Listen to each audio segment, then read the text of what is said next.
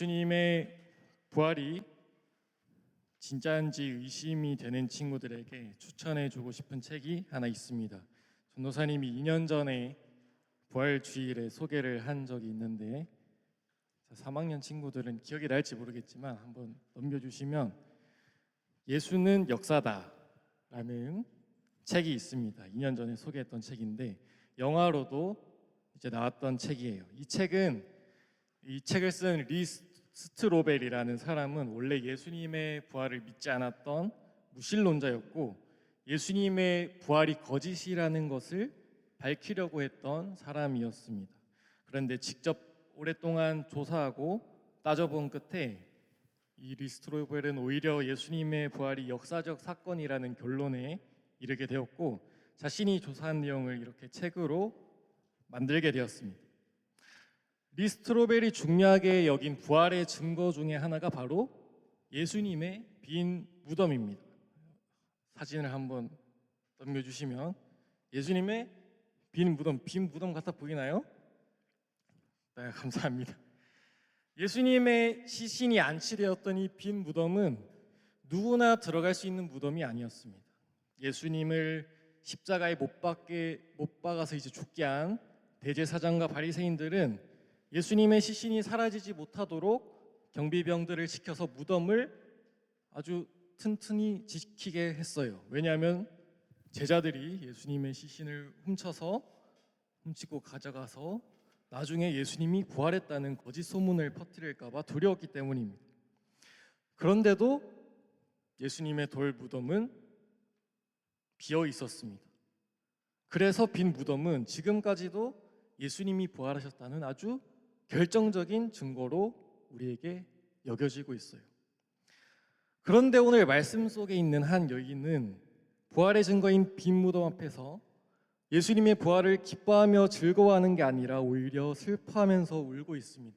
이 여인의 이름은 막달라 마리아라는 사람입니다. 막달라 마리아. 이 막달라 마리아는 예수님의 육신의 어머니였던 마리아, 그리고 저번에 살펴봤던 예수님의 발 아래 향유를 부었던 그 마리아라는 다른 사람이에요. 지금도 여러분 동명이인이 많은 것처럼 이때도 마리아라는 이름이 되게 많았는데 그 중에 이제 막달라라는 지방에 살고 있던 사람, 막달라 마리아. 성경에서 가장 요구를 잘하는 사람, 막달라 마리아 해서 자, 전도사님도 담임 목사님 한번 따라해봤습니다. 네. 자, 여러분 너무 지금 상태가 메롱해 보여서 한번 해봤습니다. 자, 그런 사람 막달라 마리아였습니다. 자, 막달라 마리아는 원래 어떤 사람이었냐면 7 귀신이 들려있던 사람이에요. 7 귀신. 그 모습이 정확하게 어떠했는지는 모르겠지만 마리아는 아주 깊은 어둠과 고통 속에 있었을 겁니다. 자기 힘으로는 도저히 벗어날 수가 없는 아주 힘든 그런 시간을 보내고 있었을 거예요. 그런데 그런 그녀에게 예수님이 찾아오셨습니다. 예수님은 막달라 마리아 안에 있던 7 귀신을 쫓아내셨고 그녀를 온전히 회복시켜 주셨어요. 예수님께 고침을 받았던 막달라 마리아는 이제 다른 여인들과 함께 예수님과 동행하면서 자신들이 가진 물질과 돈을 가지고 예수님과 제자들을 섬기게 됩니다. 그래서 막달라 마리아는 예수님의 충성스러운 여제자가 되었습니다. 막달라 마리아에게 예수님은 자신의 생명의 은인이자 자신의 어두운 인생을 비춰준 빛과 같은 존재였어요. 무너진 삶을 다시 일으켜 주신 분이었고 나에게 다시 살아갈 이유를 주신 분이었습니다. 그래서 마리아는 그 예수님의 빛이 자신을 넘어서 온 세상을 향해 펼쳐져 나가기를 기도했을 거예요. 그런데 그 예수님이 결국 성금요일에 십자가에 달려 죽으셨습니다. 예수님의 12 제자들은 자신들도 예수님처럼 될까 봐 무서워서 예수님을 떠나서 도망쳤지만 막달라 마리아는 끝까지 예수님의 십자가 곁을 지키며 예수님의 죽음을 함께 바라봤습니다. 마리아는 예수님의 시신이 그 이후로 돌무덤 안에 안치되는 가정까지 함께하면서 끝까지 예수님의 마지막을 지켰어요. 그리고 토요일이 지나고 주일 새벽이 되어서 오늘 부활주일 새벽이 되어서 아직 캄캄하고 어두울 때에 막달라 마리아는 예수님이 묻히신 그 돌무덤으로 갔습니다.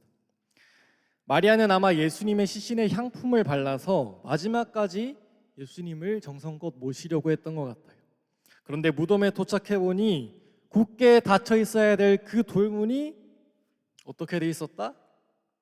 지금 이것처럼 무덤이 열려 있었다. 그리고 안에 보니까 예수님의 시신이 있다 없다? 예수님의 시신이 없어져 버렸습니다. 예수님의 십자가 죽음만으로 이미 마리아의 마음은 크게 무너져 있었습니다. 자신을 살려주신 분, 자신의 어두운 인생에 빛을 비춰주신 분이 자기 눈앞에서 죽었기 때문에 그렇겠죠. 그런데 주일 새벽 무덤에 또 가보니까 이번에는 예수님의 시신마저 없어졌습니다. 마리아는 예수님이 죽으신 것을 알았지만 그래도 끝까지 예수님의 곁을 지키고 싶었을 거예요. 그런데 이제는 그 자리마저 마리아에게는 사라져 버렸습니다. 그래서 마리아는 더 깊은 혼란과 절망 속에 빠질 수밖에 없었어요. 마리아가 그동안 붙잡았던 모든 것들이 허무하게 무너져 내렸습니다. 삶의 목적이었던 예수님을 잃었고 예수님께 두었던 모든 희망도 산산이 부서졌어요.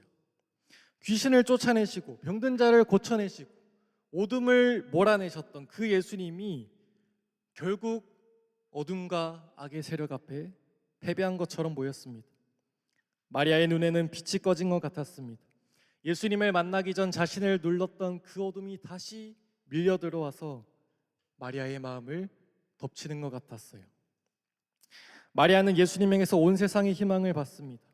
그런데 이제 그 희망에 예수님은 죽었고 시신마저 사라져 버렸습니다. 그러니 이 빈 무덤은, 우리가 부활의 증거라고 말하는 이 빈 무덤은 마리아에게 부활의 증거가 전혀 아니었어요. 오히려 이 빈 무덤은 마리아에게 예수님을 빼앗긴 상실의 자리였고 자신이 믿어온 모든 것이 허무한 것처럼 느껴지는, 헛된 것처럼 느껴지는 그런 패배의 자리였습니다.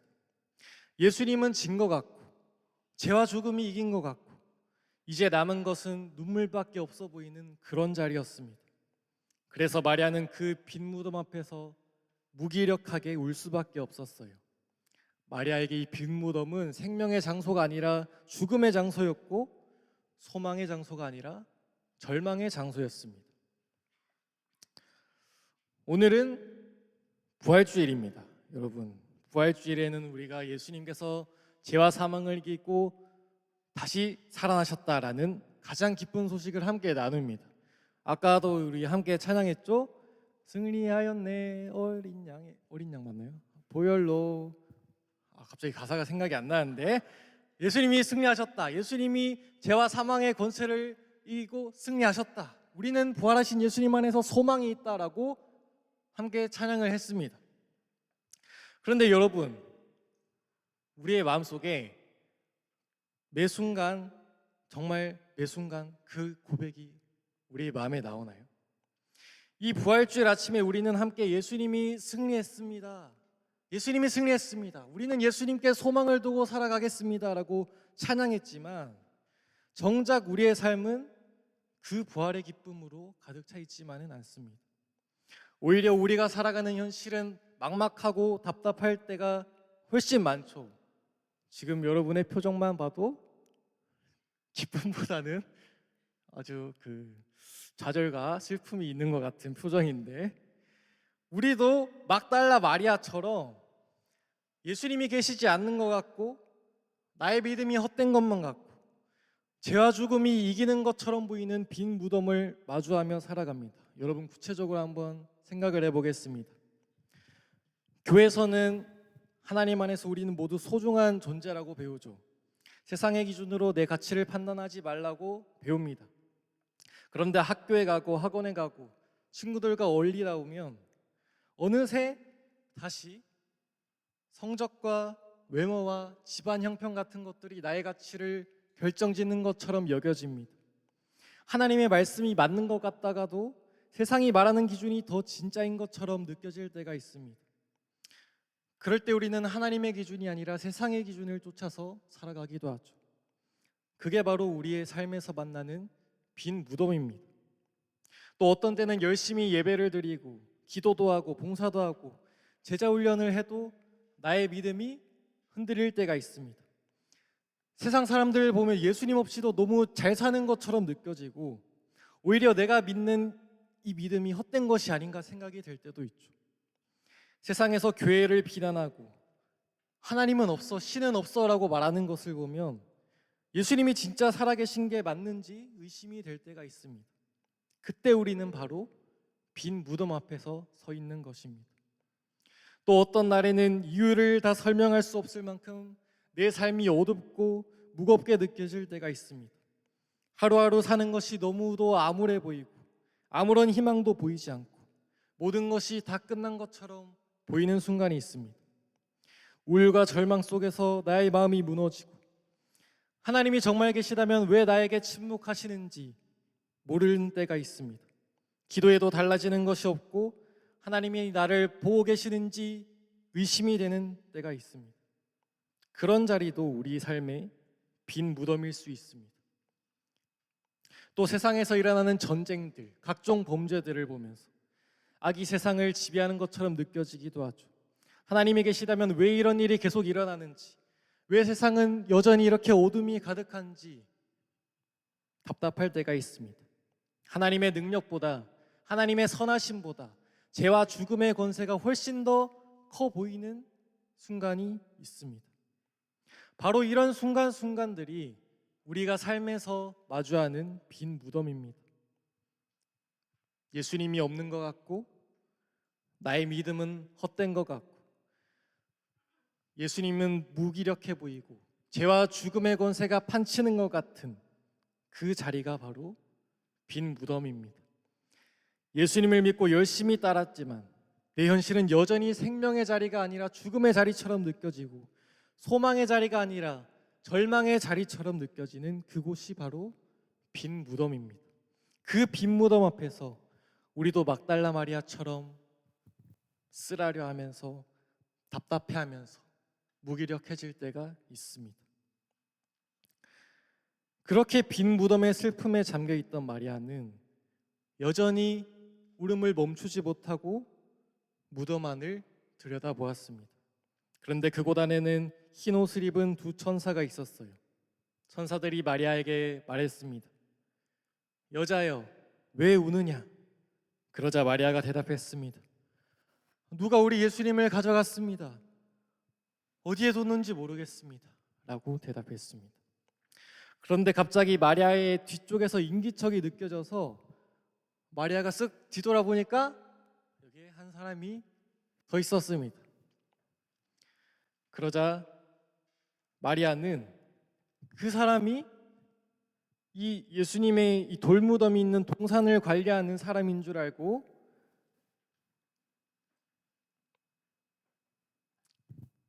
다시 하겠습니다. 그 뒤에 있던 사람이 마리아에게 말했습니다. 여자여, 왜 울고 있느냐? 누구를 찾느냐? 근데 그 음성을 들은 마리아는 그 사람이 예수님의 무덤이 있던 동산을 관리하는 사람인 줄 알았어요. 그래서 그 사람이 예수님의 시신을 혹시 다른 곳에 옮겨 놓은 것은 아닐까 생각해서 마리아가 이렇게 말했습니다. 여보세요, 당신이 그를 옮겨 놓았거든. 어디에다 뒀는지를 제게 말씀해 주십시오. 제가 예수님을 모셔가겠습니다. 라고 말했습니다. 그러자 그 사람이 대답했습니다. 마리아야, 마리아야. 그 음성을 들은 마리아는 이 목소리가 누구의 목소리인지 단번에 알아챘습니다. 이 목소리는 예수님의 목소리였습니다. 그래서 마리아도 바로 대답했습니다. 라보니, 선생님이라고 대답했습니다. 당연히 죽으셨다고 생각했던 그 예수님이 지금 부활하셔서 마리아의 눈앞에 있었습니다. 죄와 죽음의 권세에서 패배했다고 생각했던 그 예수님이 승리자의 모습으로 예수님의 빈 무덤에 오셨습니다. 절망이 가득했던 마리아의 빈 무덤을 예수님께서 소망으로 다시 채워주시는 순간이었습니다. 자, 여러분에게 두 개의 십자가 사진을 보여주겠습니다. 한번 슬라이드를 넘겨주시면, 자, 여러분 어디서 많이 본 십자가 같죠? 자, 왼쪽에 있는 십자가는 어디서 볼 수 있는 십자가일까요? 자, 그죠. 성당, 가톨릭 성당에서 많이 볼 수 있는 십자가입니다. 그리고 오른쪽에 있는 십자가는 어디서 볼 수 있는 십자가일까요? 자, 모르겠으면 신양교회 2층을 한번 가보길 바랍니다, 여러분. 우리 개신교 교회에서 많이 볼 수 있는 십자가입니다. 두 십자가 모두 중요한 상징을 가지고 있습니다. 자, 여러분이 가톨릭의 십자가와 개신교의 십자가의 차이를 알 것 같나요? 자, 알 것 같나요? 자, 모르겠으면은 안과를 한번 가보길 바랍니다, 여러분. 가톨릭의 십자가를 자세히 보면 예수님의 예수님이 못 박혀 있는 형상이 있죠. 가톨릭에서는 십자가를 보면서 예수님의 고난과 희생을 묵상하는 것을 강조하기 때문에 예수님의 형상이 붙어 있습니다. 그런데 반면에 개신교 교회의 십자가를 보면 예수님의 모습이 있나요, 없나요? 예수님이 없습니다. 예수님의 개신교의 십자가에는 예수님의 형상이 없어요. 이미 부활하신 예수님은 더 이상 십자가에 매달려 있지 않는다, 예수님은 부활하셨다라는 것을 강조하기 위해서 개신교에서는 예수님의 형상이 없는 십자가를 사용하고 있습니다. 자, 그렇다면 여러분, 이 오른쪽의 십자가를 보면서 우리가 생각해야 될 것은 십자가에 달려 죽으신 예수님, 나를 위해 십자가에 달려 죽으신 예수님뿐만 아니라 우리는 부활하신 예수님까지도 생각할 수 있어야 됩니다. 십자가에 더 이상 매달려 있지 않고 부활하신 예수님은 지금 어디에 계실까요?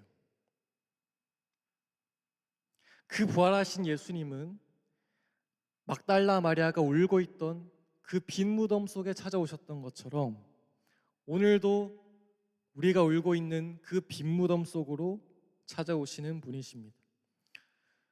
여러분 각자가 마주하고 있는 그 빈 무덤을 한번 떠올려 보길 바랍니다. 나의 빈 무덤이 무엇인지 떠올려 보길 바랍니다. 예수님이 계시지 않는 것 같은 빈 무덤, 나의 믿음의 길이 헛된 것 같이 보이는 빈 무덤, 죄와 죽음의 권세가 지배하는 것만 같은 빈 무덤, 하나님의 말씀대로 사는 게 어리석어 보이는 빈 무덤, 절망과 한숨밖에 나오지 않는 그 빈 무덤을 여러분 떠올려 보십시오. 우리는 그 빈 무덤에서 뭘 할 수 있을까요?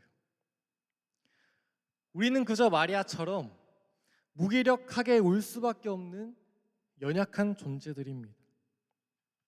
그런데 여러분, 그 빈 무덤 한가운데서 우리는 혼자가 아닙니다.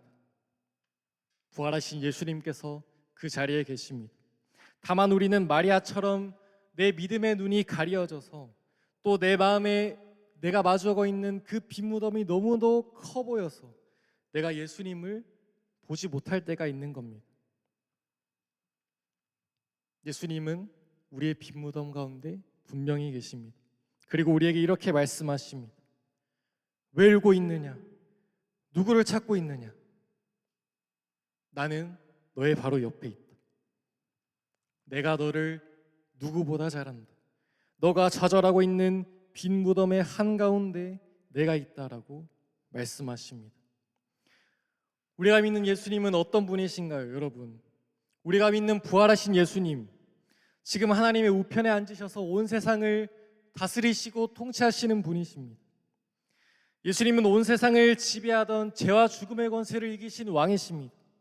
예수님은 하나님의 때에 이 땅에 다시 오셔서 만물을 새롭게 하실 왕이십니다.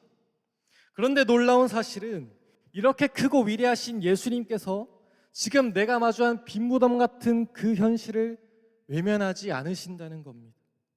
예수님은 우리의 절망 앞에서 아무것도 하지 못하는 무능력한 분이 아니십니다. 예수님은 우리의 절망이 절망으로 끝나지 않도록, 우리의 절망이 반드시 희망과 소망으로 끝나도록 우리 가운데 역사하실 수 있는 능력의 하나님이십니다.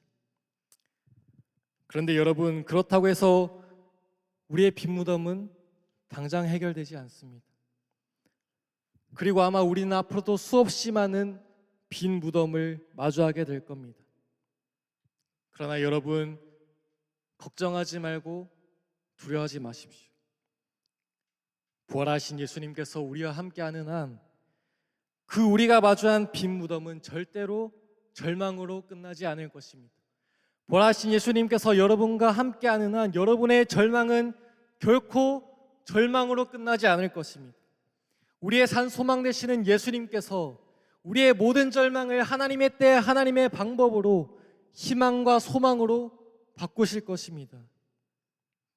그러니 사랑하는 중농부 친구들, 여러분이 혹시 지금 그 빈 무덤을 마주하고 있다면 여러분의 믿음의 눈을 들어서 여러분의 옆에 계시는 부활하신 예수님을 보길 바랍니다.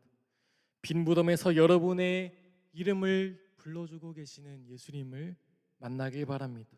우리도 머지않아 찬란한 부활의 기쁨을 맛보게 될 거예요. 이 소망을 붙들고 하루하루를 살아가는 우리 중농부 친구들 되기를 간절히 바랍니다. 우리 함께 찬양하고 기도하겠습니다.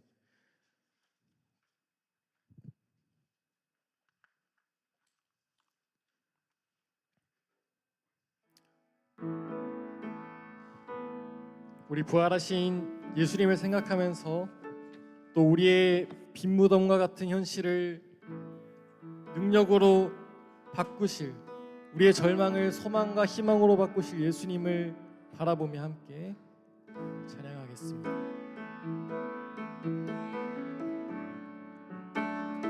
주님 큰 영광 받으소서. 주님 큰 영광 받으소서.